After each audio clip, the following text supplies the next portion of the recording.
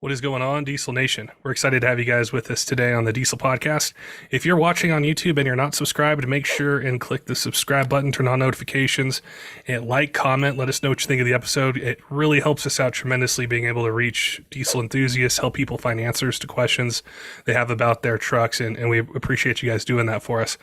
On today's episode, I'm going to be chatting with Jon Long, the owner of Openwide Performance, and you've probably seen his video that's been out on the internet where he had an armed EPA raid at his home.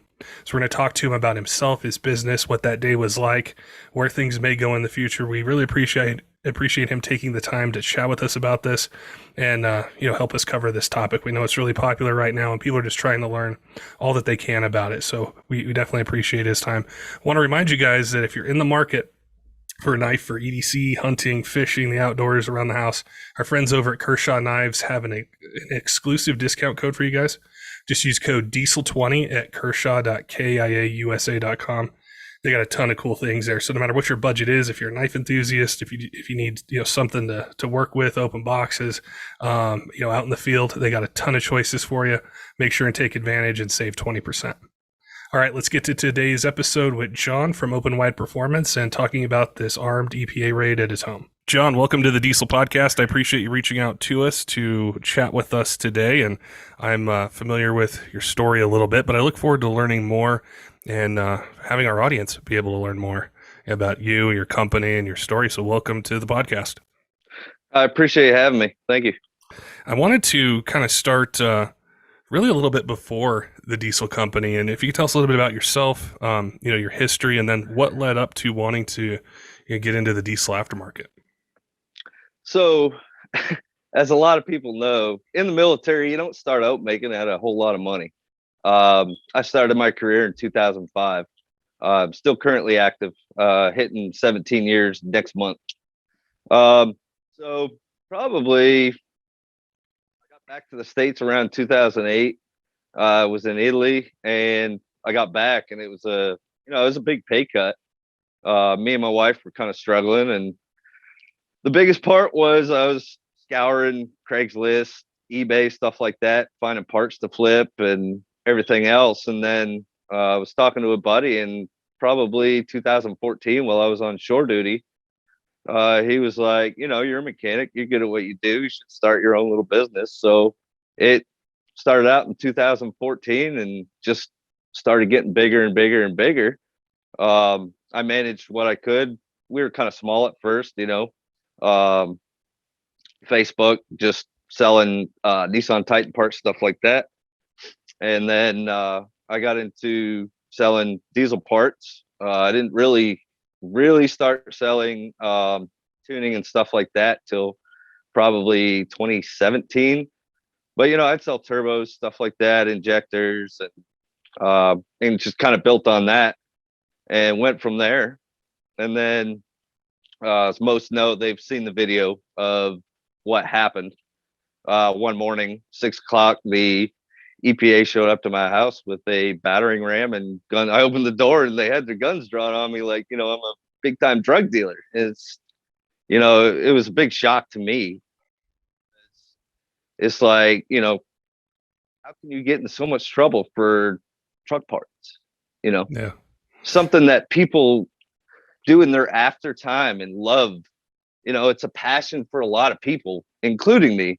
I love working on trucks. I love pretty much anything. I started tearing down four-wheelers, stuff like that, little engines, weed whackers, and lawnmowers. That's where I started when I was younger. And I grew up on two wheels, and I've always loved to go fast. I've always been kind of an adrenaline guy. So that's pretty much how I got where I am now. And one of the reasons I joined the Navy as a diesel mechanic is because I like tearing stuff apart and fixing it. There's a lot of similar stories I'll hear from all different kinds of people that are on the podcast of, why did they get into either being a diesel mechanic or diesel shop or making a part. And it's that passion for fixing things, making things better. Just they love that side of it. And so, I imagine, as you mentioned with your story, is you're active duty in the military, you have this passion for motorsports, in general, and start to do this on the side. And I really kind of want to focus in on that day because I remember Corey Willis had posted a video. I don't remember exactly what he said, but it was something like, you guys need to stop what you're doing and you need to watch this. So you had mentioned, opening the door that day. If you could just walk us through what that morning was like, what you were told, how it went, and just give us an inside look at that particular morning. So I heard the banging on the door, and I go to the blinds and I flip the blind down because it's 6 a.m. I'm literally about to walk out the door to go to work. I have to be on the ship before 7. I lived about 15, 20 minutes away. And this guy shows me a badge and I'm kind of befuddled. And I'm like, what? I'm an avid hunter, outdoorsman and stuff like that. So I own a lot of guns, and, I post a lot of memes and controversial stuff against how, they're coming for our guns and all that stuff. And I was thinking maybe they're doing like a red flag or something on me, but I opened the door and there's the guys with the guns, and the guy in the far back was with a battering ram. They had the guns drawn, and I was just hands on the head. I don't want to get shot. So after that, they told me to step outside. And as you can see on the Ring video, they pat me down. The first thing they take is my cell phone, wallet, ID, pulled it all out and verified who I was. And they handed me a warrant, and the warrant didn't even have anything on it. I didn't see appendix until we got in the house, and the CID agent came in and sat down, and he handed me the appendix of why they were there. So there's probably 10 to 15 people in my house, height of COVID. And my wife was at the time high risk because we were doing in vitro fertilization. We were trying to have kids. So we have all these people in our house running around, rummaging through stuff. And I'm sitting at the table still trying to process what's going on. Like, what did I do? I don't sell drugs. I'm not a bad person. I sold truck parts. Was it why they were there were specifically for to see what kind of truck parts you were selling, or? Yes, they were on the appendix. It says EGR deletes, exhaust, tuning, et cetera, et cetera. They took a box of Easy Links, a box of AutoCals, which both were blank, which I also did compliant tuning also, which a lot of that stuff was for. At the time, I was trying to get away from the whole off-road thing, because, people are using it on the road. You can't deny that. But I'm being held accountable for what somebody else does with parts that are meant to go to the track or, a farm truck, whatever, stuff like that. Now, was this in 2020 or 2021 that happened, or more recently? It was July of 2019, I think. I have it on the Ring video. It tells me the exact date. It was July 19th of 2019, I think. I gotcha. So since then, has there been any communication? Is there any updates or things that have been going on since that first initial kind of meeting or contact? There was for about 3 months. It was kind of a little bit of back and forth because I was getting ready to deploy for 9 months. So I told them, I'm like, hey, I'm not going to be around for like the next 9 months, just to let you know. Told my lawyers, and my lawyers told them, and they were like, yeah, that's fine. It don't matter. You're not under arrest, or, you're not in trouble right now. So there was that. And then probably about 6-7 months ago, they came to me with the offer of 5 felonies, and gonna get there was no debating. That's what they wanted, and that's what they were offering. They weren't offering me anything any better. And I'm like, I'm not taking 5 felonies. Like, that would ruin my life, ruin everything I've spent 17 years working for, at least, the biggest thing to me right now is my military pension and benefits. It's now prior to this, was there any sort of contact, like any letters in the mail or None, anything like? not that's that's the weird part. I didn't like get any type of notification of like, hey, you're not supposed to be doing this. Stop.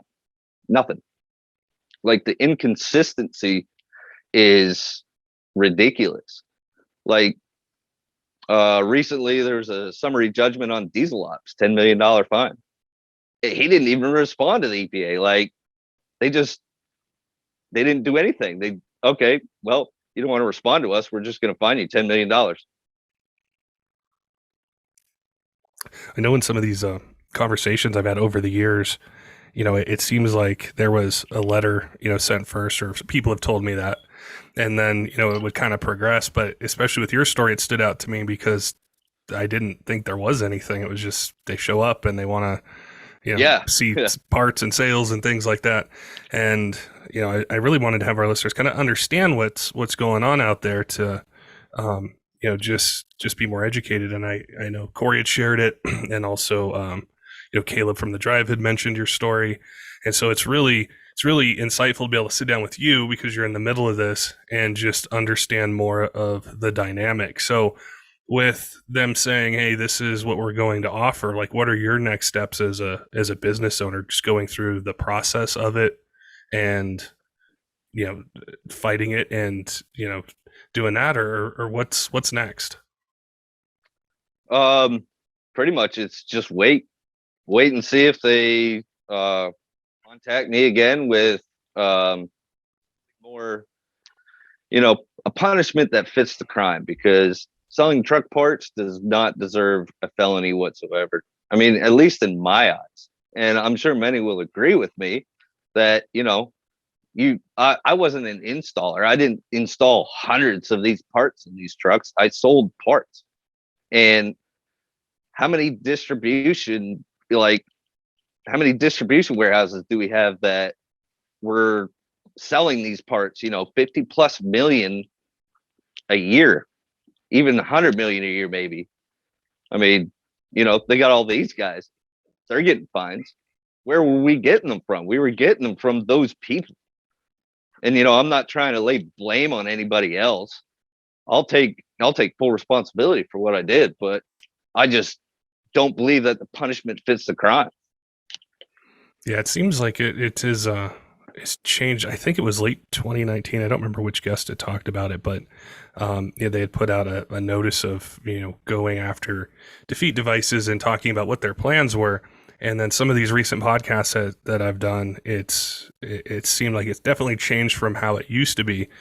And when I was thinking of, or when I saw your video, read a little bit about you, I was thinking about you're selling parts. You're doing it because you enjoy it. You also have this other career, in the military. And then I was thinking about what would people do if you're sitting there and they say, hey, you need to accept these 5 felonies, which is going to change your career, tons of different things. It's life changing.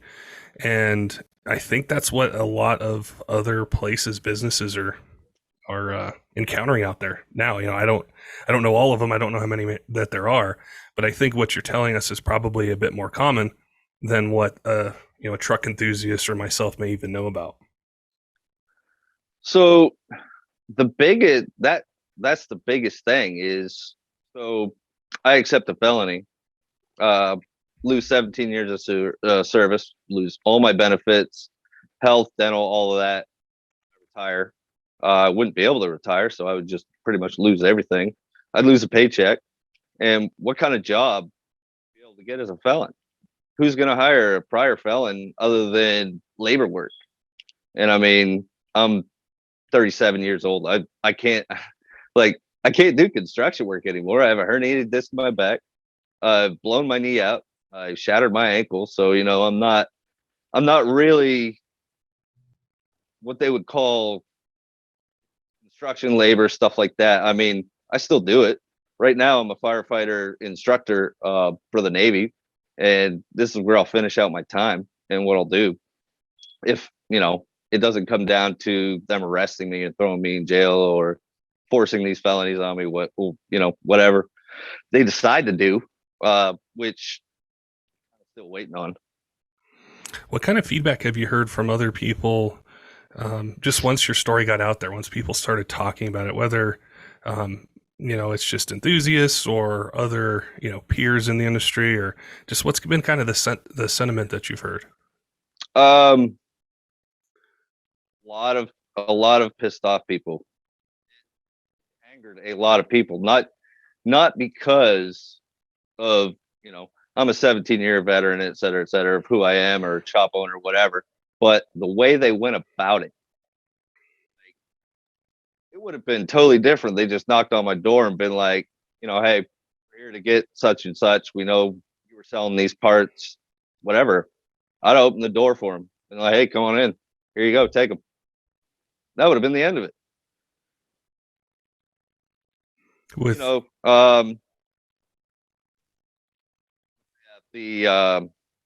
I'm not going to put any names out there, but there was a shop in Texas that got hit and entered the property by using a game warden. And it's kind of like they're skirting in a gray area that they seem acceptable. The gray area that we're working under isn't acceptable to them. Like, you sell so many parts, you come on the radar, not as a fighting race parts anymore. You're now knowingly selling them for on-road use, things like that. Yeah, it's I think that's been one of the parts of covering this that I didn't know, or I'm just learning with everybody else, is just the just how it's perceived and what the repercussions are to it, and it's happening really quick. And so, you talked a little bit about, hey, I'll take responsibility for what I did, but it's how it scales to what you did, or what the volume is, or all these different things. And I think a lot of people in the automotive industry are like, it's not scaling, and it's different. It's very different because you have guys. Okay, Anarchy Diesel just settled with the EPA. They settled 9,000 tunes, parts, etc., or 9,000 trucks. 9,000. That equals out to about 17 something is what they got for a fine, because they paid 166,000 some odd dollars in a fine. Yeah. But then there's Flow Pro got a fine, XDP, distributors got fines, but these little guys, they come after, walk into these mom and pop shops and throw felonies. Do you think that, I know it's probably unknown now, but I'm just kind of looking ahead a little bit and thinking from your perspective, maybe not even necessarily in your position, but just as somebody who is passionate about motorsports, has always been into them.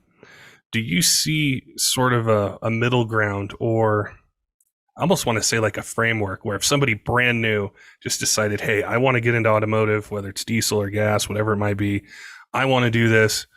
What can I sell? What can I sell? How do I do this to avoid this situation? Do you think we'll have that sort of clarity with this moving forward?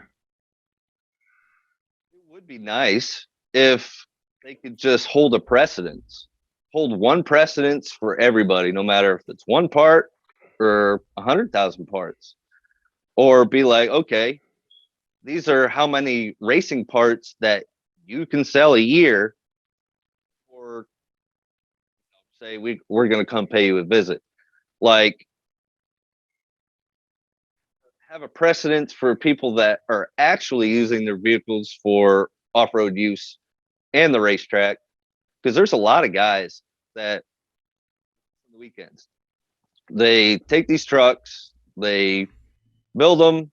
You have 3,000 horsepower diesels out there that are racing, and then you have these guys 1,000, 1,500 going to the racetrack every weekend, and the way it's going, you're not even going to be able to do that.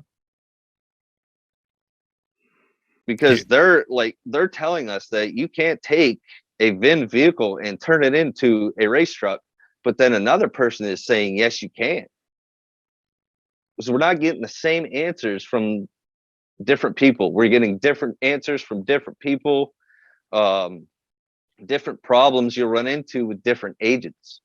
I guess it depends who the CID agent that comes to visit you when they come to your shop and tell you, hey, you're getting a felony, or we're going to give you a fine, or they send you a letter in the mail. Yeah. Yeah, that's been one of the toughest questions. We get it all the time. Somebody will message in or email, or they'll ask somewhere and say, "Hey, can I do this with my LBZ or my 5.9 Cummins or my 98.5? Can I turn it into this?" And I don't know how to give them an answer. I don't know, so I always ask guests that are in this, do you know? And it seems to be varied a bit as to what you can and can't. I think that would really be helpful for those who do that, who do trailer a vehicle. They race it. There are no license plates on it. For them to know, what process do I go through to have this? And then also a second one to say, I'm driving this on the road. And I touched on this a little bit with Corey Willis and some other guests recently, is how do I, sell this intact tuning so no matter where you're at, you have the test data to show it doesn't, increase emissions. You can use it and just have two different roads, I guess, for the enthusiast to go down. So that's another problem. I talk to Corey Willis frequently because he's been through this whole process for the past 5 to 7 years, however long he's been dealing with the EPA and the government. Even with his data that he's giving them, they pass California law, CARB. They pass, but keep throwing things at them. They make it to where you can't afford to. Like somebody like me, if I wanted to get into intact tuning and do it, I couldn't afford it. I think it's $75,000 a truck for a platform. For those years, you'd be able to sell it for those certain years. But then they're like, no, we'll need this data. So you give them that data, and then it just becomes an endless money pit. And one of the biggest problem is the guy in New Jersey tried to sell his truck on Facebook. NJ Depp posed as a buyer because he said it was deleted, and they gave him an option. You can either put the emissions back on it, which is 10,000 plus, or scrap it. So he can't sell his truck. He can't put the parts back on because they're not available, and he can't afford $10,000. Maybe the truck's worth 8 or 10. So it doesn't give him much option but to say, hey, I'll just scrap it. Yeah, I remember.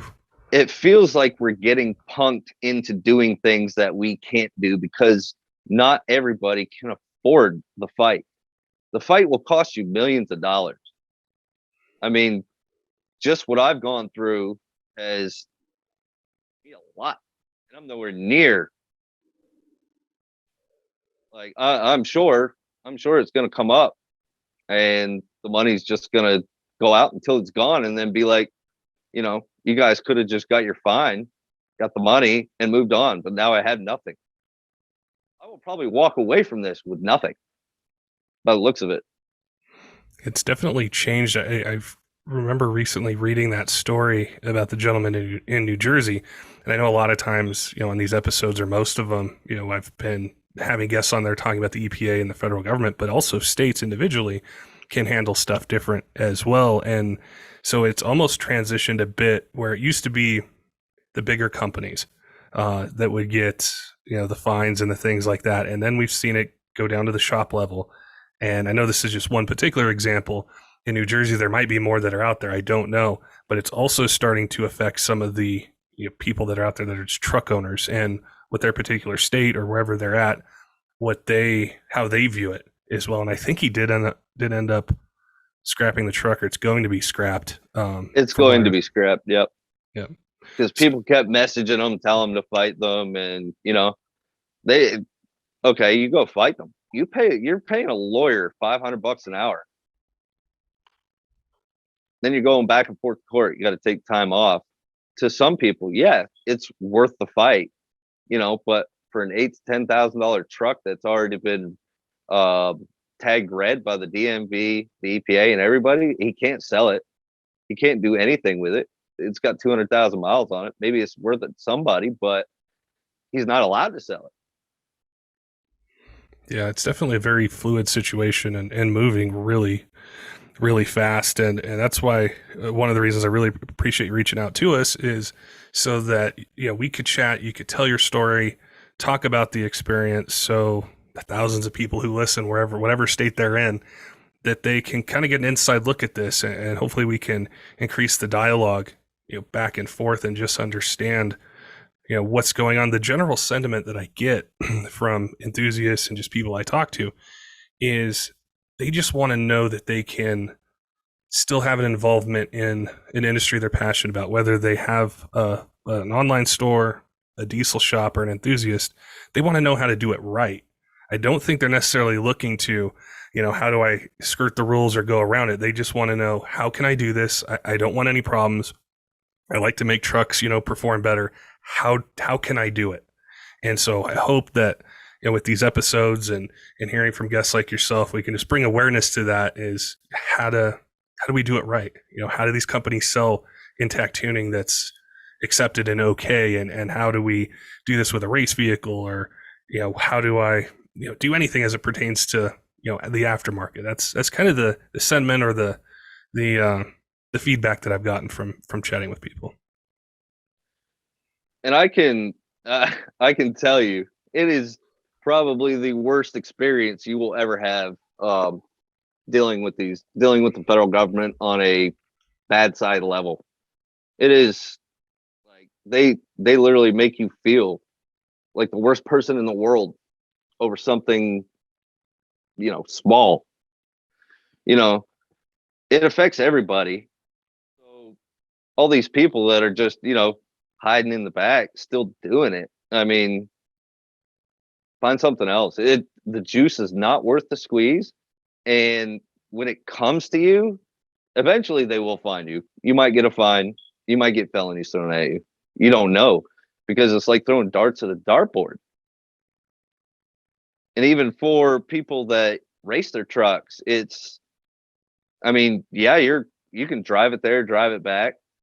But what's going to stop these agents from going to racetracks and then looking at all these vehicles and just start taking down license plate numbers, VIN numbers, stuff like that, if they're not already doing that? They said they're not going to do that, but they also said that they're not going to go after the race community. And that's exactly what's happening. Everybody needs to, get out and vote for these right people. They are out of control. It's government overreach for everything right now. Like, why do we need 87,000 IRS agents? We don't. Because billionaires make up maybe 2% of the world. We have 600-700 of them. And it's like, okay, so why do we need all these EPA agents when we have more pressing matters, like power plants?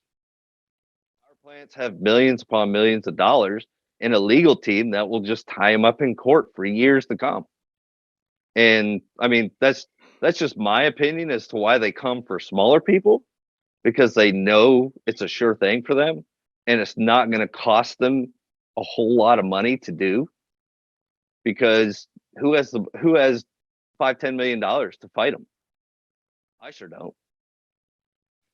For any of our listeners that are out there, they want to follow you. They want to maybe reach out to you, send you a message, just see what's going on. Where can people find you on social media, or your website, just to be able to follow your journey? Openwide Performance on Facebook, or you can send me a personal message. Jonathan Long, Jon Long is what it's under. So, John, one of the questions that we get a lot from truck owners out there, what can I do? How can I be involved? How can I, learn more about, the Clean Air Act, or be able to just be more involved in the process. What would you tell somebody that's listening to this that is asking that question? So you can research the Clean Air Act. Literally, go to the EPA website, Google any part of it. It is literally it's huge. I've read as much as I could stand.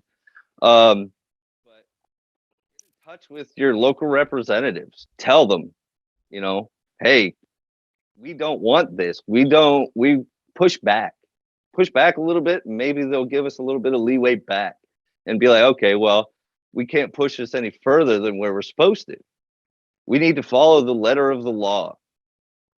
And, I mean, it's a money game. Follow the money, follow the people, where it goes, who's getting it, why they're getting it, why are people getting these contracts for certain parts, stuff like that.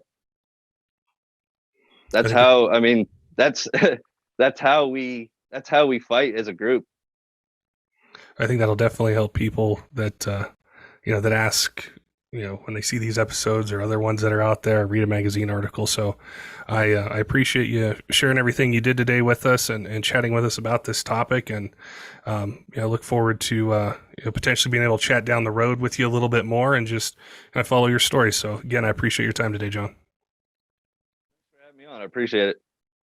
Don't forget, Diesel fans, if you're watching this on YouTube and you're not subscribed to the Diesel Podcast, make sure and click the subscribe button, turn on notifications, like, comment, help us reach more people on YouTube searching for answers for their truck, wanting to learn more about a topic that we're covering, or if you guys want to hear something specific, want us to chat with a guest or cover a particular year-range truck or part, make sure and leave it in the comments. We're always checking that, and we appreciate being able to deliver those topics to you.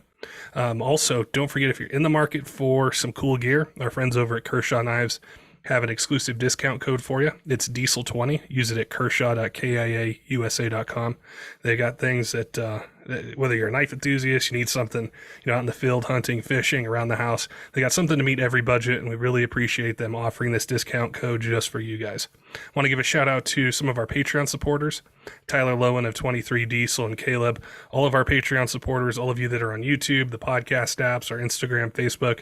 We appreciate all the support that you guys have given us throughout the years, helping us be able to deliver this content, answer questions for you, help you guys build the trucks that you want, learn about them, and make informed purchasing decisions. Until next time, keep the shiny side up.